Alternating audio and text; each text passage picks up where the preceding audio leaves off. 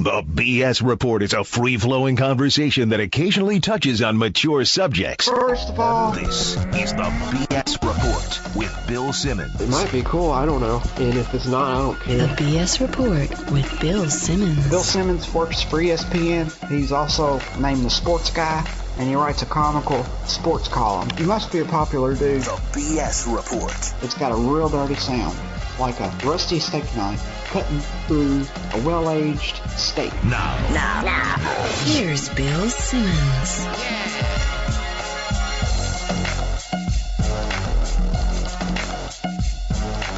Welcome to the B.S. Report. Sunny Tuesday here in Southern California. We are calling my buddy JackO, diehard Yankee fan. They're in a bitter battle with the Orioles. Only the Red Sox are standing in the way of the Yankees as spoilers. The worst Red Sox team of my lifetime. Let's get JackO's thoughts. We're going to call him. He's home today. He went to the dentist. He's home. Hello. He's home. He went to the dentist. Hey there. Are you drugged up on Novocaine? What's the deal? Sadly, no. Not sadly. That's good for me that I'm not drugged up or on Novocaine. No, but it would have been a more entertaining podcast. You know who's drugged up on Novocaine? Yesterday's Red Sox lineup. Let's run through it. Leading off, JackO. Yeah. Well, he's a Yankee killer, though. He's the only guy in the lineup that scared me. I know. I would have batted him fourth. Daniel Nava, Cody Ross. Yeah. Batting fourth, Gomez from the White Shadow. Morrow, yes. Ryan Lavarnway batting fifth with his sterling 166 batting average and 262 slugging. You want to put him in the 5 spot. He's a Yale man. He's good head on his shoulders. Jared Saltalamacchia with the 289 on base. He was sixth. Yeah. Valencia with the 190, 200, 301 splits. He was seventh. Oof. C. Lynn, center fielder? Yeah. Yeah. His name's like Shayshawn or something. I know. I wasn't going to try to. You know what? I'm going to try to say it. Shazwan Lin. Yes. And then batting ninth, the Mark Belanger of this generation, right down to the batting average. Jose Iglesias hitting a crisp 117. Yeah, he was down at 69, and then he got all the way up to 128. He was on Route 128, and now he's sort of dropped back down again. So they said his bat was a potential problem in the minors. They were talking about. I don't see it. I think it looks pretty lively. Yeah, a lot of pop. Yeah. Last time I made fun of him on Twitter, he went 3 for 4 with a home run though. So I don't want to do that against the Yankees. So I was in the office talking to Mark Lasanti, Grantland's own Yankee fan. Nice. And he's trying to flip out about this Yankees thing, and we might lose the AL East, and he's trying to get me to kind of enjoy how rounded up it. And I just got mad. I was like, my team's going to win 70 games this year. Like, at least you're in the playoffs. This isn't like last year when the Red Sox got bounced out on game 162. Right. You're at least in the dance. True. Right? So True, why are all the Yankee fans freaking out? Well, because they had a 10-game lead, for a good portion of the season, or certainly, May and June, and it looked like they were just going to coast right in. So now the fact that these games are meaningful for them and they actually have to play, and the dreadful notion of having to play in a one-game play-in playoff, basically. You don't like that? There's no starter that you would put out there that is lock solid. They don't have a Verlander. I mean, CC's supposed to be that guy, but he's been really shaky lately, and so you don't have any confidence in him, and then you waste him in that game, and then your pitching's all screwed up for a divisional series. So it's not an optimum scenario, and no Yankee fan thought that we were going to be there at all this year based on the lead that they had for most of the year. So that's why it's troubling. So on Wednesday night, it's a Cry Me a River situation if you're a Red Sox fan. I gotcha. I don't feel sorry for you at all. It's like hearing a billionaire complain about losing a little on Facebook. Exactly. It's like, all right, settle down, buddy. Yeah. So you have likely you're playing Oakland unless something crazy happens in these last 2 Texas-Oakland games, right? Well, assuming if the Yankees win the East, yeah. I think they would, then they would play Oakland and Baltimore would go to, Oakland would have to play Baltimore, right? Yeah, I'm saying Oakland is. You think Oakland beats Baltimore and then they play the Yankees? No, I'm saying Oakland's a game back. Oakland could win the AL West, though, if they win these last 2 games. You're thinking they win the AL West? No, I don't think they will. I think they're going to be the fifth wild card probably, and because the Red Sox are just trotting out the worst lineups in the history of the franchise. I don't think you're going to have any trouble with these last two games, which means odds are you're hosting Oakland in the first ever one-game wild card playoff in the American League. Well, no, the Yankees don't have to play in the one-game wild card, do they? Yeah, if Baltimore passes you, you do. Oh, if Baltimore, yeah, but you're saying we're not having any problem with the Red Sox. Oh, yeah, you're right. I screwed up my logic. Final All right, two games so against the Orioles. Oh, yeah, you're right. I screwed this up. If the Yankees have one game up on the Orioles, so if the Yankees win against the Red Sox, they win the East. Yeah. So, all right, so if you win these last two, you clinch the division. But if you lose, now what happens in a Baltimore Yankees tie? Well, that's like the apocalypse, because what happens then is the two teams have to play on Thursday in a one-game playoff in Baltimore to decide who wins the division, and the loser then has to play the next day in a one-game wild card. So you could potentially have the one-game playoff for the AL East, followed by the one-game playoff for the wild card, followed by immediately a 5-game series. If you win, or followed by an extremely long winter because you've just lost two basically play-in games in a row. You know why I don't know any of this stuff? Because baseball died for me about 3 months ago. Yeah, understandably. I get it. Although I've enjoyed the Cabrera-Trout conversation. I love reading Jonah Carey's column every week. Yeah. Jonah Carey's columns and blog posts have been my only lifeline of the season. I don't read anything else. I don't go to Boston.com. I don't read Sports Illustrated magazine pieces. I don't read ESPN magazine pieces. I don't watch Baseball Tonight. I just want the season to end. I will start watching when the playoffs happen. I'm actually intrigued by these last 2 days, though. I think these are going to be really fun. Yeah, I mean, there was a potential. I think there's some way that I don't know if it can still happen now after last night, but there was some way where like 5 teams could have tied for best record or something, like Baltimore, Texas, and the Yankees, and determining, I don't even know how many tiebreakers they would have to go to determine home field and who wins the division, and it just could have been totally crazy. So you have, who are Baltimore's last 2 games again? Tampa Bay, who was eliminated last night. So now you wonder how much they are playing for and if they're like crestfallen. And they're supposed to pitch Price tonight, which is good, but they're playing for nothing now, Tampa Bay. So that could be a letdown. So it'd be fun if I love having your kids in the background, by the way. Yes, my daughter Bridget. Such a bonus. Yeah, great. We're gonna have to have her on. We have. If you hear me yell "No, Bridget," you might be some silence on the line as I go pull her off the couch or something. Don't go out that door. Exactly. Put the knife down. So you have potentially. I'm gonna say. I just don't think the Red Sox can win either of these next 2 games. I think you're okay. I'm not even saying that as like some sort of weird reverse jinx. Tonight's not ideal from a Yankees pitching standpoint. They have David Phelps in place of the ineffective Ivan Nova, and you guys have Lester. Now, Lester is a shell of himself, but, I mean, he still is a competent pitcher. Wow. The funniest thing for me is that... What's your definition of competent? Well, I mean, it's not like he's like a double-A guy that's in September call-up that is going to be, like, wetting himself on the mound at Yankee Stadium, Well, he's have you been watched there him before. pitch? Yes. No, believe me, I'm happy to face this John Lester instead of the one of old, believe me. But, it's not like you have some 20-year-old kid out there that's never been to New York before and doesn't know what he's doing. Lester's competent in that regard. He's not afraid to face those guys. He might have nothing, but he's not afraid. Sure. He's not going to be afraid as he's throwing meatballs. I'm looking at his last few starts haven't been terrible. He's kind of settled into that totally effective 6 innings, 4 runs guy. Yeah, kind of a hard he's going to give up the 4 runs in the 6 innings, basically. So that's... Pitch is just good enough to lose, yeah. I had Phelps on my fantasy team all year, and my AL keeper team that fell apart recently. Really? And fell down to 4th place. Was trying to get 3rd place just for the fans, to get the fans excited for next year, but fell to 4th. Sure. David Phelps, one of the reasons. Got shelled a couple times. Yeah, he was up and down. He could be good, and he has a couple good innings in him, and then I don't know if he tires or just what happens, but the other thing, he seems to have the bad inning all the time. He's one of those guys you bench, and then he throws like 10 straight scoreless innings, and then you put him back in, and he gets shelled. Yeah, so that's we'll see what he does tonight. MO. So it was David a weird Phelps Red Sox lineup Lester. last night. Like, why didn't Pedroia and Ellsbury play? Was that Ellsbury, I guess, is hurt, right?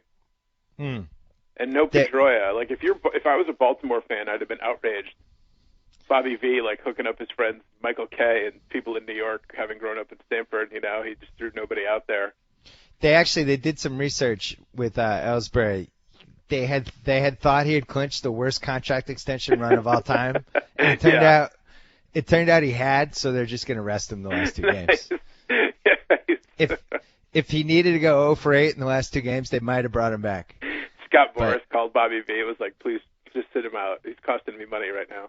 It's going to be so awesome when he's playing for like Colorado next year, or 2 years from now, hitting like 378. Next year, I can't even remember. Yeah, he's got one more year in Boston. Yeah. Unless we trade him. Contract, but right. Which is conceivable as the John Henry salary dump continues. Right. He can just make a DVD of his 2011 highlights. Where were you last week when the Red Sox Fenway sellout streak continued throughout the 2012 season? I was bouncing both my kids on my knees, so I could tell them. Hey, we're taking it 2013, Johnny. Yes, I know. What a farce.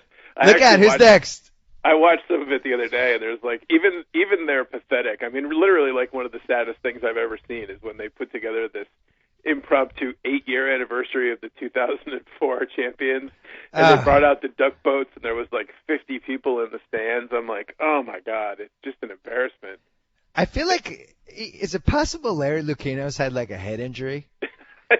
I'm not even kidding. Like, I feel like he might have had a minor stroke or something. I don't mean to be mean about it, but I don't understand. Like, it's his job to have like a general feel for the Red Sox impact in the community, in the city, and in Fenway. Like, that's why they hired him. He was like some sort of strategic genius for how you build a brand. And not only have they desecrated that brand all year, but then it culminated in this 8-year anniversary. First of all, who celebrates an 8-year anniversary? What does that even mean? And it wasn't ever mentioned until they completely collapsed. And then all of a sudden, like a week before, they're like, hey, Pedro, Millar, duck boats. Everybody remember that 04 team? It was so ridiculous. My wife and I had our 8-year anniversary last year. If I had said, like, we got to really go out tonight, it's 8 years, I think she would have been like, what? You don't even we're going to have a big remember. Surprise party for our 8th anniversary. Yeah. They've milked this Fenway 100 thing to the point that I don't even know if there's any more ways to carve the turkey. No, there's not. I guess there was, because they had an 8-year anniversary party. They did, and then the next night they had the all-Fenway team, which somehow Carl Yastrzemski was on the second team, and Manny didn't make either 1, 2, or 3. Yeah. I mean, do you know who the third-string catcher was for the Red Sox? Do you know who the third greatest catcher in your history was? Who was it? It was Rich Gedman. What? All right, I'm looking at this up. I've been trying to ignore all of this stuff. I looked at that. I had like a 20-minute conversation at work with people because I'm like, if you have to go to a third team to fit people in, but that requires you to have Rich Gedman as the third greatest catcher in your history, I mean, you just can't do it. The team was chosen by fans, historians, and members of the front office staff. and Rich Gedman's family. That sounds a little shaky.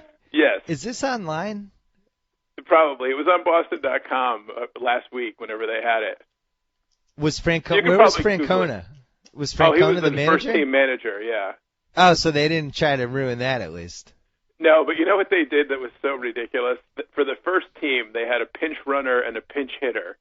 The pinch runner was Dave Roberts, and the pinch hitter was Bernie Carbo. And then they had a DH. I kind of like that. I would say that's glorious, not ridiculous. And then they had a DH, which was Big Papi, obviously. Yeah. But then they didn't have a second or third team DH. I mean, they could have thrown Manny in there. At least then he would have been represented. Because in a list of 100 greatest, players or 100, the greatest players in the 100 years of Fenway, Manny Ramirez is on that list. Everybody might hate him, and he was crazy and pushed an old man, but he was one of your best players. He won you 2 World Series. All right, I'm really sad this came up because now I'm upset. And I don't like being upset when there's a live microphone in front of me. But I'm looking at this list, which I somehow was able to avoid for 2 weeks because I didn't want to be pissed off. Now, I guess they did it by positions, which is why Yaz was second team. He had to play left field or something, yeah. God forbid they just pick 3 outfield spots. Of course, which would have made it so much simpler, right? Because Carl Yastrzemski deserves to be first team and not ahead of Dwight Evans. Carlton Fisk, Jimmy Fox, Pedroia. Yeah, Pedroia over Bobby Dorr? Which wow. is ridiculous, yes. All right, so this is already an idiotic list. Wade Boggs, Nomar, who was on the team for 6 years. Yeah. Over Johnny Pesky, who was like one of the premier OBP guys of that generation when nobody knew what OBP was. Right. And then Ted Williams, Lynn, and Evans in the outfield. I'm actually okay with that if the rule was you had to pick positions. Although putting Fred Lynn over Dom DiMaggio is a little idiotic. That's a little shaky too, yeah. And I'm a guy who's Fred Lynn's card in his wallet. How long was Fred Lynn a Red Sox? Like 4 years? Fred Lynn was a Red Sox for 6 years. 6 years, okay. And really, 2 of them were great. 75 and 79. Yeah, 79, he had one of the all-time great random years, career years that anybody's ever had where nobody suspected the guy of steroids because Fred Lynn was like 140 pounds. Wow, Pedro over Clemens. Yeah. I can't agree with that. I kind of get that, though, because Clemens, I mean, I understand that from a fan perspective. Clemens left such a bad taste. And, you know, I know Clemens he meant more to the franchise, but they try to forget that. Clemens gave us 12 years, though. Yeah. It might have even been 13. Pedro was it was 98, 99, 00, 01, got hurt in 02, 03, 04. Well, I love Pedro more than Roger. I'm fine. What am I defending Roger Clemens for? I don't know. This is unbelievable. God damn it. Electrocute me. Lefty Grove as the lefty. Yeah. A lot of fans remember him. Now, how would they have a right-handed and a left-handed for the first team, but then for the second and third teams there was no right-hander or left-hander thing? I don't know. They just gave up at that point. It was like they had to justify it somehow, and then they were like, just throw him in there. I love that Tim Wakefield's on here. Yeah, of course. You got to reward 11-11 with a 5 ERA for 30 years. Papelbon was the closer. All right, I'm actually okay with that. I like how Keith Folk's not on here at all. The guy who threw 80 innings. Yeah, threw 80 innings in the 2004 playoffs. He said, pitched every day, 2 innings a game. He only won your first World Series in 86 years, but he's not a member of the team. It was one of like the 3 or 4 most clutch closer performances in the history of baseball. And won us our first World Series in 86 years. And then he sucked the next year, and everybody turned on him. Right. He did the Johnny from Burger King thing, and they ran him out of town on a rail. Francona, Joe Cronin, and Dick Williams are 3 managers. I love how Dick Raditz is on this team. I know. That's ridiculous, too. That's like a classic. He was just in the media thing. Yeah, he hung around and was like a local, character. Dennis Eckersley is I don't even know what to say. You're putting Dennis Eckersley in the second team and Kurt Schilling in the third team. Sure. Jerry Remy's on there too, right, as a player.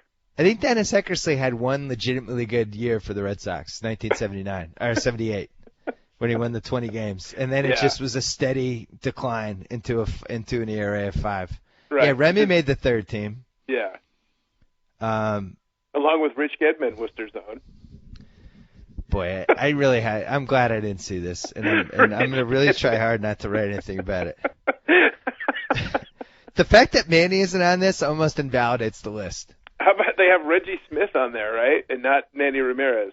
Manny was on our team for 9 years. Right, and it was like in the top 10 in every offensive category for all 9 of those years. We won the 2007 World Series because of him and David Ortiz. Those were the 2 reasons we won the World Series. They were the modern incarnation of Ruth and Gehrig, and he somehow doesn't make your best 100 players, but Rich Gedman does. I mean, seriously, if you're really going to get technical, Josh Beckett should make it over Dennis Eckersley. Yeah, true. He was the single-handed guy in the rotation in 07. Dennis Eckersley was the best guy on a team that did not even play in the playoffs, and then immediately went in the tank. Josh Beckett won us the World Series in Game 5 in Cleveland.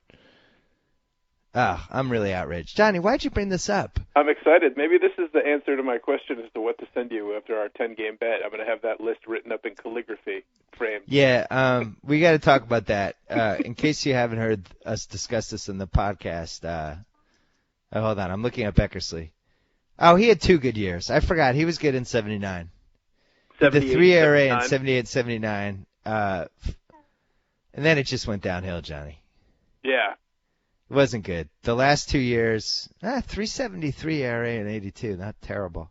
He had the 5.61 ERA in 83. Regardless, Josh Beckett had a bigger impact on this franchise than Dennis Eckersley did. And that's no question. because he's been on Nesson and because everybody hates Josh Beckett because he ate, beer and chicken and he didn't like the media this year.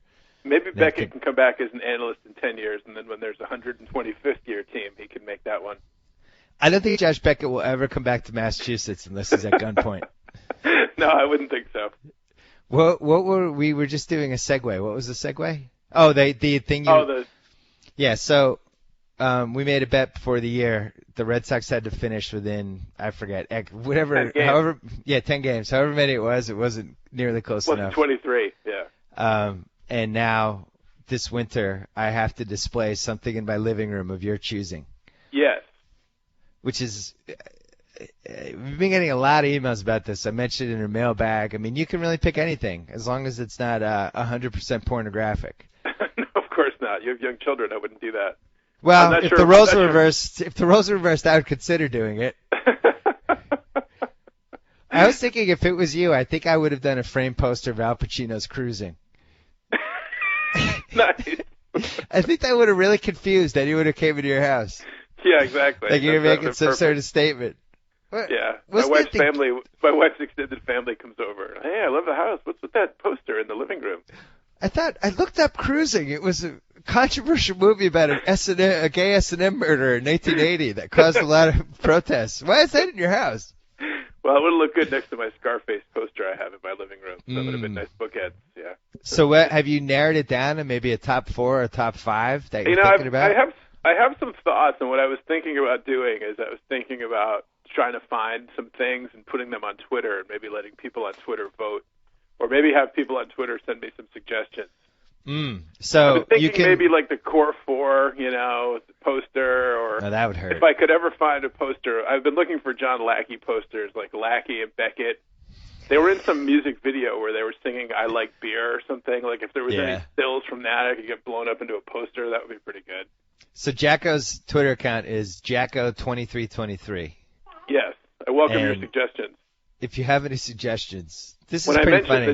When I mentioned the John Lackey eating chicken painted in oils on canvas, I thought maybe somebody would send me a link on Twitter where they had drawn that up or painted it up, some samples I could take a look at, but so far no bites.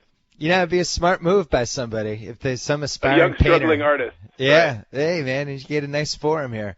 I don't know why I'm helping you out with this idea. I don't know either. It's good sporting. I have to say it's one of the best bets I've ever been involved with, and had I won, I probably would have spent 2 or 3 weeks trying to figure out the perfect thing to put in there.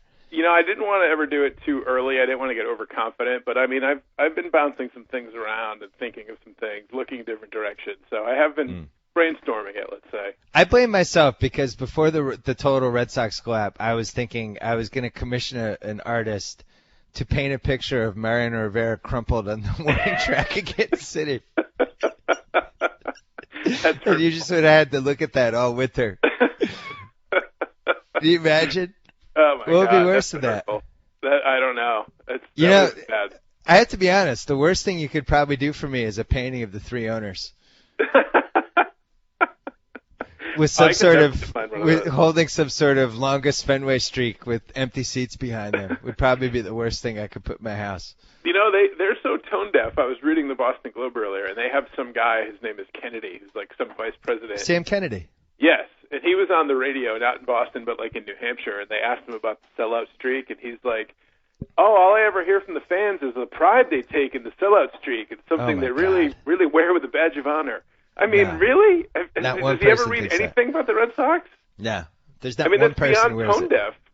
People are embarrassed by the streak, and they think it's fraudulent, and it makes them not trust everyone who's wearing the team. And everything you read says that, and they just willfully refuse to believe that.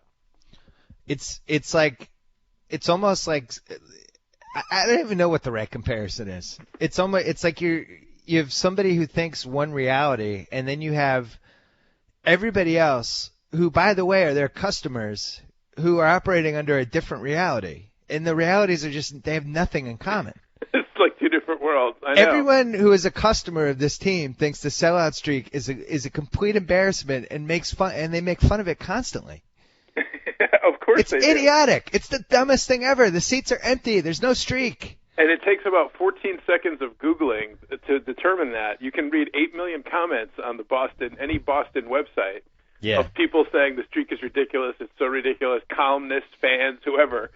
They could assign an intern to, hey, get us some feedback on the streak, and it would take about 3 minutes, and yet they seem to think everybody's really into it and loves it. Here's how you know it's idiotic. We live in a world where people love taking the counter argument for like an internet column or blog post just to do it, just to be the one person who went against the grain. Right. Nobody has written the column about everybody needs to settle down and appreciate the sellout streak for what it is. Brilliance. Or like that. Nobody's written that. Not one person. No, nobody's in favor of it. It's ridiculous.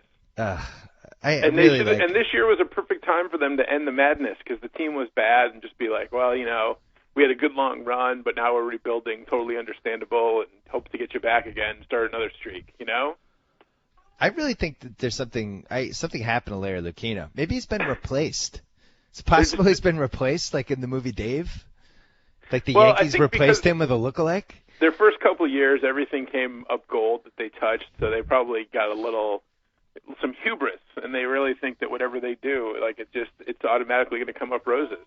So you think it's almost like some Hollywood director that had a couple hits, and then all of a sudden, like Michael Cimino making Heaven's Gate? Yeah. He's like, so I had this idea for a 4-hour Western in the Wild West. Right. And it's like Kevin, all right, you just did The Deer Hunter. That sounds great. It's like Kevin Costner. He does Dances with Wolves and then, wins 85 Oscars, and then he goes and does Waterworld. Yeah. And then he's like, I'm still Kevin Costner. I'll do The Postman or whatever. Yeah. And people are like, Costner, it's awful. Stop it. And he just kept going because he's like looking at his Oscars from Dances with Wolves and figures he can strike gold. Lightning will strike again.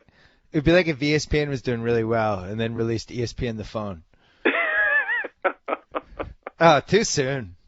Too soon. Indeed. Wow. Shots fired. Come on. Civil It's fun. War. We learned a lot from the phone. The phone ended up being a good thing. We used a lot of technology from that phone for other platforms that we have. By the way, they just forced the company Kool-Aid down my throat. Nice. Couldn't even hear the all right, so shock. let's hash this out. So assuming, I think you're going to beat the Red Sox next 2 games. So who do you want to play more, Oakland or Texas? I'd rather play Oakland. You'd rather play Oakland? They play well against Oakland, especially at Yankee Stadium, where they just won 3 out of 4 from Oakland at Yankee Stadium, and the one game Oakland won was like their first win at Yankee Stadium in some astronomical number of games, which is weird to me because when the Yankees used to stink in the 80s and the A's were good, late 80s, early 90s, the Yankees would go to Oakland and get swept every single time for like 3 years in a row. So but there's a chance how it's turned around. So you could win the last 2. Texas and Oakland split. That would all of a sudden give you the best record in the American League. Then you'd have Detroit. I don't know if I'd want to play Detroit. Detroit's bitten me a couple times. The Central's bitten me a couple times because they were, they sort of struggled in across the gate the past couple of years, and then they played the Yankees. I think it happened in 05 or 06. I was like, oh, good, we get to play Detroit. They barely made it, and then they beat the hell out of the Yankees in like 3 games. So right. And you got Prince Fielder, you got Cabrera. He's going to win the freaking Triple Crown. You don't want to. Cabrera's face him. out of his mind. Verlander on short, on a short series is always dangerous. Yeah, Cabrera's been out of his mind, and he's almost single-handedly swinging the AL Keeper League I'm in. Really? The guy who traded for him, my friend Mike Mendelson, who's pretty obsessed with the league, and I briefly took the lead for 5 seconds and texted me a screenshot photo of him in the lead. Oh my God. That's what we're talking about here. He's got 2 kids too, which I had to mention. Yeah, he traded for Cabrera, and Cabrera immediately went out of his mind. I guess he's cooled off a tiny bit in September, but God dang, 27 homers July, August, September. Holy mackerel! Yeah, it's really sort of 16 the first too. 3 months, 27. No, 16 and then 27. Holy 28. He hit one last night. He got 44. Good Lord. Yeah, 329, 44. You don't want to face him, Johnny. Huh? You don't want to face Cabrera. You want to face whoever the hell's on Oakland. Coco Crisp, Josh Reddick. Cespedes? Yeah. The ice cold Josh Reddick? Yes. Yeah. I do think, though, I feel like we could be headed for like a Yankees-Oakland ultimate big market versus ultimate small market series. It'd be interesting. Or game or something. That feels like a storyline that is, it's just too easy. The fact that they're the one team that doesn't scare me means that they're the one that's going to come back and bite me in the ass. There's no question about that. Well, have they been kind of finagling the pitching here so they'll have the right people going, or is it they're all trying to win so they can't? I think they're all trying to win so they don't have to worry about that. Like I guess there was some controversy because Sabathia pitched, I think he pitched 7 or 8 last night. So some people were saying, well, after they blew up in the second inning, they should have taken Sabathia out and saved him for a possible, AL East playoff or game or wild card play-in game. But, you can't think like that. You think you're going to win. You got to play like that. I respect that. You can't, play to lose, worrying about losing, I can't believe the Angels didn't make it. It's incredible. Especially after the Greinke trade. I know. He's been terrible. Like to spend all the money they spent to get Greinke midseason, and then to have the year that they got from Mike Trout, just on top of everything, you would have just said there's absolutely no way this team wins less than 95 games. That's an impossibility. Right. And in the Trout thing, who's your MVP, by the way? Well, it's interesting. I've followed this debate, and I'm normally not like a saber metrics guy. I'm more of an old school guy. And I think Trout is is the better all-around player, given that he can steal bases in his defense. But I just think a guy wins the freaking Triple Crown, he's got to be the MVP. I understand the complete game thing, and Trout and doing it as a rookie. It's all incredible. His numbers are out of this world. But I think a guy wins a Triple Crown, he's the MVP, and his team's going to make the playoffs, and the other guys isn't. But Johnny, runs batted in don't matter. I know. It's an arbitrary stat. That's right. They don't matter. It's all circumstance. Too dependent on other players, just like getting in the playoffs. But, then you get into the whole thing where Bob Ryan always did it, the MVP. It's not most outstanding player. It's most valuable, who's valuable to his team.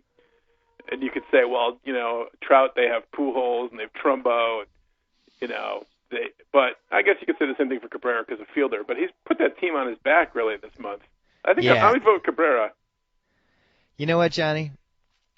I'm going to agree, and this is consistent to something that I've stood by. I think if two guys are even, or relatively even, or you feel like they're, it's like a real debate, then you have to start looking at how the teams did a little bit. Yeah. And one guy's team made the playoffs mainly because one of our two candidates put that team on his back. Right. And the other guy had an unbelievable season, is a better all-around player, but you can't really say that he put the team totally on his back because the team is headed for 89 wins or 90 wins or whatever. I don't know. Right. They're going to fall short. I mean, they're going to finish third in that division. Plus, the other thing is he's going to win Rookie of the Year. Yeah. I don't know. I'm fine with it turning out Cabrera wins MVP and Trout wins Rookie of the Year. But I will say this, though. If you're looking at it from the impact of if you're voting MVP and Cy Young based on how I remember that season, Trout wins. Oh, Trout wins, sure. This is the Mike Trout season. Yeah, no question about it. I watched more Angels innings the last 3 months than I did the Red Sox, just because it was just fun to watch him hit and play center field. Right. For me, neither guy's a Yankee, so I can't really go to the mattresses either way. I'm not going to be broken up either way. Yeah, I think either guy's a deserving candidate. I would go, if I had a vote, I'd go Cabrera. The first Triple Crown since '67 is worth something to me. Yeah, if Trout had a statistical season that just you looked at it from every conceivable calculation, it was better, it'd be one thing. But the fact that Cabrera's throwing the Triple Crown at us means something. And I know, like, Jonah made the point, and it's a good point, that statistically, if you took away the RBI, this might have been Cabrera's worst season of the last three. But I don't think you can account for, or you can't just with looking at the season stats, you can't account for what he did the last 3 months. Right. And I kind of feel like that Tigers team. Oh, God. Yeah, well, I was going to say, in terms of, this is the worst numbers he's put up in 3 years, but it's not judged on that. It's judged on what he did compared to everybody else in the league. Yeah. I mean, back in the dead ball era, when a guy hit .270. That was terrible average, but it was the best in the league that year. That's just the nature of the times you play in. You know what a secret stat nerd I am, like especially like playing micro league baseball those years, and Gus and I playing micro league back in the day in Stratomatic. I've been watching this Trout year because, you start thinking like this is once it's over, it becomes this little imprint. It's almost like a social security card number or something of this guy's year, and it's going to be one of these iconic, famous years. And he's got 2 games left. And he really has a chance to hit 325 with the 400 on base, the 30 homers, and the 50 steals. Yeah, it's amazing. Which just As like I want him to hit those. I want him to get to 50, and I want him to get. He's at 30 homers, which is great. But if he can stay at the 325 with the 400 on base and the plus 550 slugging, he's at 564 there, and he can get the 85 RBI. I mean, it's just like an incredible year. Like the Fred Lynn. I can rattle off the Fred Lynn 75 stats right now. Like 331, 21 homers, 105 RBI. I think his on base was like 4 something. But yeah, I mean, I just feel like I don't know if we're ever going to see a rookie season like this again. No, it comes along once in a generation, certainly. Now, do you care? Do you care that he played like 140 at bats last year? No. I mean, this is no. Well, that taints it a little bit. I wish he had started at 0 for this year, but I guess it does bother me a little bit now that I think about it. 123 at bats last year. Is that not? It's a sample. Yeah. What's that? That's about 30 games. 40 games. 40 games. Yeah. More of a cameo. Fred Lynn played, I think, like 25 or 26 his rookie year. Do you care that Mike we'll be Trout? Looking back at Jose Iglesias' Triple Crown next year is a little bit tainted because he was up in September. Got a taste of big league pitching. Does it affect your opinion on the MVP voting that Mike Trout is apparently hung like a camera tripod? Well, everything else being equal, that breaks the tie. I made that up. Although he probably is. He's got everything else going for him. Why wouldn't he be? Why not be called tripod by your teammates? What breaks the tie for me is that if Cabrera wins the Triple Crown, it's the first guy since Yaz, so it knocks the Red Sox off the record book. So that breaks the tie for me. Don't think I'm not rooting for Mike Trout to catch him in batting average. Yes, just for that reason. I love Yaz. Like Yaz not only had that iconic year, but was freaking chain smoking the Marlboro Reds. Right. Let's see Cabrera Nobody's ever going to do that. Let's see Cabrera do it smoking a carton a day. Let's see what the numbers will be like then. Be winded. 44 homers and 44,000 Marlboro Reds. That's right. Nobody's topping that. It's the No. 44-44 club. Guy today would get winded running to first with that kind of smoking production. All right, let's get to the nitty-gritty, and then you have to go because your daughter's probably wandering in the street now. Yes. Thing that concerns you most about the Yankees heading into the playoffs? Starting pitching, no question. I mean, you have Andy Pettit, but he's coming back from injury, and he's Andy Pettit, and I love him, and he's been there in big moments, but he's come up small in a lot of big moments too. Well, do you think he'll cheat again? Will he cheat for the playoffs, or has that been announced yet? He is coming off an injury, so it would help him to snap back a little bit. You would like to count on Sabathia, but he's been super shaky in the second half. Yeah. And then you have, Phelps, and you have Phil Hughes, who's always a crapshoot, and Kuroda, who's been decent, but Kuroda I have some faith in. He's been a little shaky lately, too. I love hearing starting that, Johnny. pitching. What's that? I love hearing that you have faith in Kuroda. Yes. Yeah, starting pitching worries me. And the same problem they've had for 10 years worries me, that they can't get a clutch hit when they need one. That's what's murdered them in the last several postseasons. Thing that makes you feel the best about the playoffs coming up? The resurgence of Ichiro and what he adds to the lineup. I think with him, if he hits like he has been, it's a really, really potent lineup, even against good pitching. Has been quite a resurgence, hasn't it? It has been. And batting in the second hole, I mean, he had a weekend the other day where he hit like 750 over the course of 3 games. He was like 10 for 12 or something absolutely ridiculous. And he's really a great fielder. I like Ichiro, what he adds to the team. It just goes to show you, we've seen this a lot of times. You rescue the guy from the just depressing sports situation that they've been in for a long time, especially in baseball. And this is why look, it would have been a disaster if the Red Sox had traded for Joe Mauer. Right. But if you had the Twins paying a big chunk of his salary, maybe you think about it. I feel like if somebody gets Joe Mauer, just get him out of Minnesota, get him a new situation. I really do think he could be a little catch fire rejuvenated. again. But Ichiro, I mean, no question. Pull him out of CA, he's a different guy. Get the crowd cheering you. All of a sudden you're playing in front of 50,000 people. They're going nuts every time you do something. You know what else they say about him is that he's the elusive good clubhouse guy, too. What?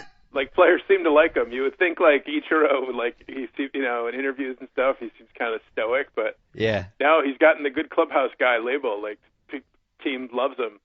Good. He's like a funny guy in the clubhouse, I guess. You wouldn't know it, but yeah, he's like a cut-up. A-Rod's my daughter literally right now is standing in the front door. We have a glass door open. The heavier door's closed, and she's pulling her pants down. It's not a good sign for my future, is it? Not a good sign for Ichiro. She's wearing a onesie, but but it's not good that she wants to flash the neighbors. That worries me. So A-Rod's post All-Star splits. 267 batting average, 327 on base, the 407 slugging. Yeah, five dingers. He's killing him. I really need the Dodgers to get that contract off the Yankees' hands. Magic Johnson, come on, baby, give us a call. Give the Yankees a call. They really blew it, man. He'd be another guy. He like Joe Mauer or Ichiro, change scenery. He really changed addresses. He's really going to take off. A lot left in the tank. Anybody? Anyone? A-Rod? First ballot Hall of Famer? Anyone? Maybe after the runaway success of the Adrian Gonzalez acquisition, they'll want to double up with A-Rod. He'll put babies in the seats. Come on. He's an LA guy. The Gonzalez thing's a real thing. I would say also that the Curtis Granderson just fell into the fish tank. 220. 204. 204 since the All-Star break. Yeah, he's swinging like a rusty gate. My God. He's got 41 home runs. He hit one last night, and he's the only guy on the team, I think, with over 100 RBIs, but I know we don't count that for a stat anymore, but nonetheless, for old-timers out there. And, gotta be honest. 41 home runs, but he's hitting 220. Russell Martin's going to catch him in the batting average department pretty soon. I don't like your team, he's Johnny. Really shaky. I wouldn't be fired up about this team right now. You know what one of the things was? Granderson was hitting in the 2-hole, and he was seeing a lot of fastballs, and he was lighting it up for a while, and then they moved Ichiro there, and he was red hot, and they moved Granderson to the 7-hole, and he's been terrible there. Update, my daughter has now pulled up her pants, so everybody can go on with their business. That's good. You'll see your daughter naked more than any other person you'll ever see naked in your life. No question. Just warning you that. Yeah. It's one of the ironies of having a daughter. All right, so prediction for the playoffs then. Well, I wish I could say that I was confident, but I'm really not. You know why I'm not confident? Because the Orioles frighten me. The Orioles have that thing that teams get where they play with magic. Oh yeah. They win games they shouldn't win. Yeah. They're like have a crazy record in one-run games. They have 92 wins with like a plus 15 run differential. Plus 9. It's even worse than I thought. So they're just doing these weird things. They remind me of the '96 Yankees, in that they're a team that was supposed to be like a year or two away, and they're peaking early. Yeah. And sometimes those teams playing with magic, and that ballpark, they seem to do great at home, and that frightens me because they have really there's nobody in their team that scares you really, but they're doing it with smoke and mirrors somehow. But they're doing it. Well, this will make you feel better. I'm probably going to bet on Baltimore to win the AL pennant at some point this week. Just what I need. I'll send you some money. If there's ever anyone that can derail the Baltimore Orioles in 2012, it's me and Cousin Sal. We're on the case. I need you guys to bang them hard for me then. That would be great. We have a lot of confidence after we went 3-0 on our baseball over-unders for the season. Nice. So there's just no question that whatever playoff team we pick will be a nice little skunk spray. Fantastic. Johnny, we might check in with you later in the week, if that's okay. By all with means. you. Hopefully it's not before a Yankees one-game playoff. If anything crazy happens, we'll be calling you back later in the week. Sounds all right, good. Johnny. We'll talk to you later. Bye-bye. One last thing before we go. 30 for 30 is back. Volume 2, Tuesday night, 8 o'clock, broke.